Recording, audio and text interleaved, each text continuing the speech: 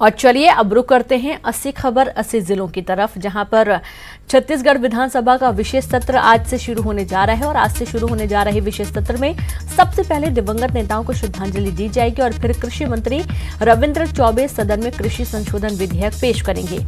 बता दें कि विधानसभा का विशेष सत्र 2 दिन का होगा।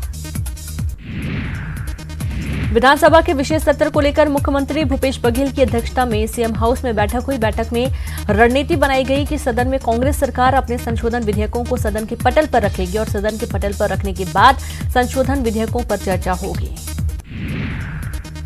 रायपुर में बीजेपी विधायक दल की बैठक हुई, जिसमें बीजेपी की रणनीति तय हो गई। बता दें कि बीजेपी विधायक दल की बैठक में सत्र में सरकार को घेरने की तैयारी की गई है। मीटिंग के बाद नेता प्रतिपक्ष धर्मलाल कौशिक ने कहा कि विधेयक लाने की जरूरत नहीं थी। सीएम भूपेश की अध्यक्षता में कैबिनेट की बैठक हुई। बैठक में कई मुद्दों पर फैसला लिया गया, जिसमें छत्तीसगढ़ कृषि उपज मंडी संशोधन विधेयक 2020 के प्रारूप का अनुमोदन किया गया। भारत सरकार जल शक्ति मंत्रालय, पेयजल और स्वच्छता विभाग द्वारा जल जीवन मिशन के क्रियान्वयन के संबंध में भी फैसला लिया गया। राजधानी भोपाल के कोलार इलाके के गरीब नगर इलाके में एक कच्चे मकान में आग लग गई और जिसमें एक युवक की जलने से मौत हो गई। बताया जा रहा है कि घर के बाहर ताला लगा था। भोपाल के न्यू मार्केट की दुकानों में देर रात भीषण आग लगी। 3 घंटे की कड़ी मशक्कत के बाद नगर निगम, पुलिस, फायर ब्रिगेड ने आग पर काबू पाया। 12 से ज्यादा दुकानें जल गई। तो वहीं भोपाल के शाहपुर और मिसरोद इलाके में कार और बाइक जल गई। बताया जा रहा है कि देर रात कार में आग लगी थी, जिसको फायर ब्रिगेड की गाड़ी ने बुझाया है। ग्वालियर में चलती कार में अचानक आग लग गई। कार सवार 4 लोगों ने जैसे तैसे अपनी जान बचाई। बता दें कि चारों लोग दिल्ली के रहने वाले थे। मुरैना के पंजाबी बाग स्थित प्लास्टिक पाइप गोदाम में आग लग गई, जिसमें लाखों के नुकसान की बात कही जा रही है। समय पर दमकल की गाड़ी ने आग पर काबू पा लिया, नहीं तो बड़ा हादसा हो सकता था। गरियाबंद के नेशनल हाईवे 130C पर कार सवार ने 12 लोगों को रौंद दिया, जिसमें 4 साल के बच्चे की मौत हो गई। साथ ही 11 लोग घायल हो गए हैं, जिनमें 4 की हालत काफी गंभीर बताई जा रही है। वहीं घटना से नाराज ग्रामीणों ने चक्का जाम कर दिया। पुलिस ने आरोपी ड्राइवर को गिरफ्तार कर लिया। कोरोना संकट से परेशान इंदौरियों के लिए राहत भरी खबर है। कोरोना की दूसरी लहर आई भी तो वो पहले जितनी घातक नहीं होगी। स्थानीय चिकित्सा विशेषज्ञों का मानना है कि समय के साथ कोविड-19 खुद कमजोर हो रहा है, लेकिन ठंड का मौसम भी सामने है और ऐसे में यदि स्वाइन फ्लू और कोरोना का एक साथ हमला हुआ तो स्थिति खतरनाक भी हो सकती है। निर्वाचन आयोग ने कैलाश विजयवर्गीय के पूर्व मुख्यमंत्री कमलनाथ और दिग्विजय सिंह को चुन्नू मुन्नू कहने पर उन्हें नोटिस जारी कर दिया, जवाब मांगा है। तो वहीं दूसरी तरफ कांग्रेस नेता सज्जन सिंह वर्मा के कैलाश विजयवर्गीय की नाक पर की गई टिप्पणी को लेकर भी आयोग ने सज्जन सिंह वर्मा को नोटिस दिया है। चुनाव आयोग ने कैलाश विजयवर्गीय और सज्जन सिंह वर्मा के निजी टिप्पणी को आचार संहिता का उल्लंघन बताया, जिसके बाद दोनों से जवाब मांगा गया। सिवनी में कई दिनों से जमीन हिलने की घटनाओं से नाराज लोगों ने तड़के थाने का घेराव कर दिया। लोगों की माने तो महीनों से शहरी इलाके के नजदीक स्टोन क्रशर में हो रही ब्लास्टिंग की वजह से जमीन में झटके आ रहे हैं और इसकी कई बार शिकायत की गई है, लेकिन कार्रवाई नहीं हुई। वहीं जिला प्रशासन ने भूगर्भीय कंपन का प्राकृतिक कारण बता दिया। भिंड के मेहगांव में बसपा समर्थकों ने बीजेपी के प्रचार रथ में तोड़फोड़ कर दी। तो वहीं गाड़ियों में लगी बीजेपी के बैनर, पोस्टर फाड़ डाले। आरोप है कि बसपा कार्यकर्ताओं ने बीजेपी कार्यकर्ताओं के साथ मारपीट भी की। दमोह जिला मुख्यालय से करीब 90 किलोमीटर की दूरी पर तारादेही रेंज में दुर्गा उत्सव कार्यक्रम के दौरान तारादेही रेंजर सतीश पराशर का नृत्यांगनाओं के साथ नाचने का वीडियो सोशल मीडिया पर वायरल हो गया। उनसे जब बात की गई तो उन्होंने कहा कि कार्यक्रम में सभी नाच रहे थे और इसलिए मैं भी नाचने लगा।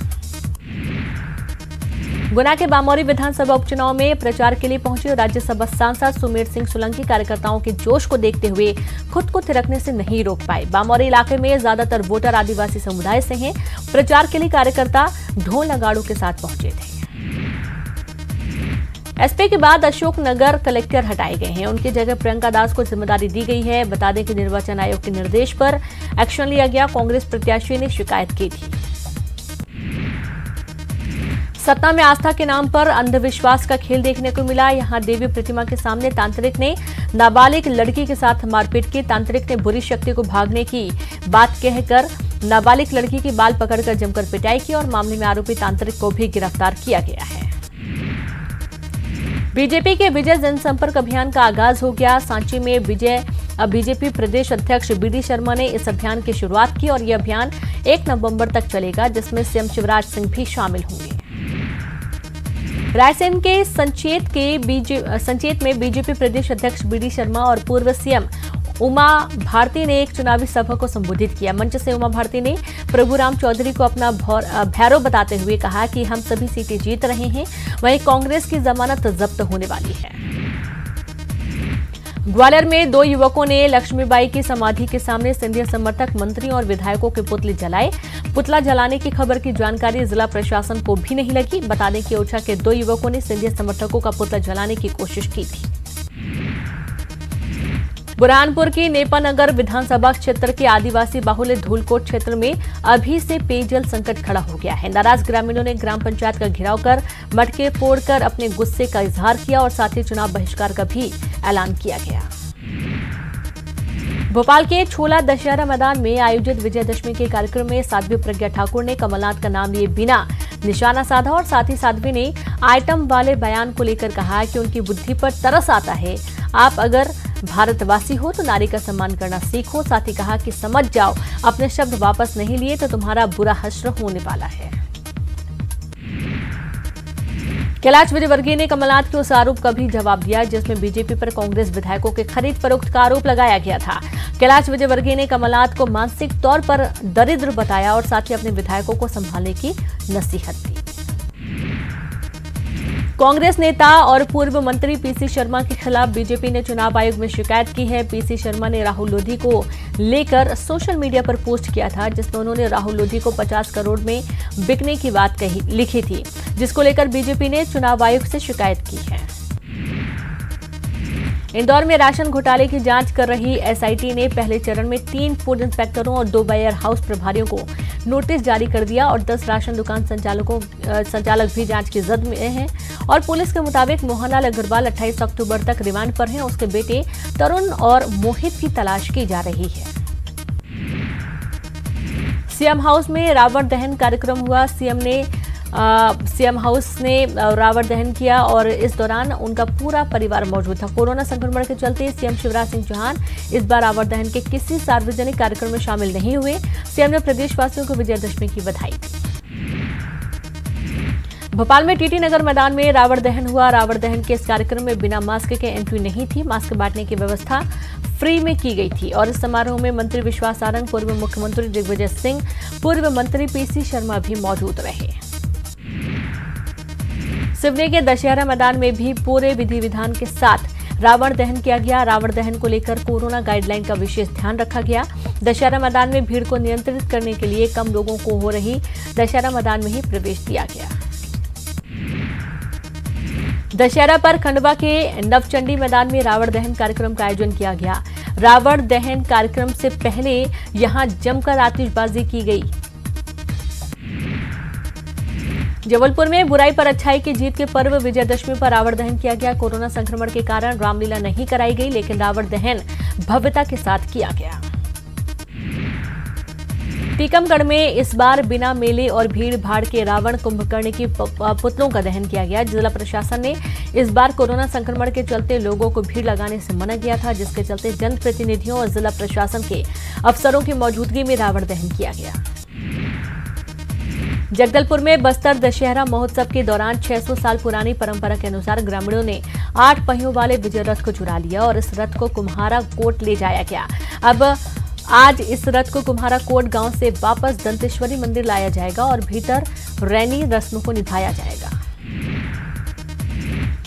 रायपुर के रामकृष्ण अस्पताल में पूर्व मंत्री राजा महेंद्र बहादुर सिंह का 96 साल की उम्र में निधन हो गया। वे 7 बार के विधायक, 1 बार राज्यसभा सांसद और छत्तीसगढ़ विधानसभा के प्रोटेम स्पीकर भी रहे।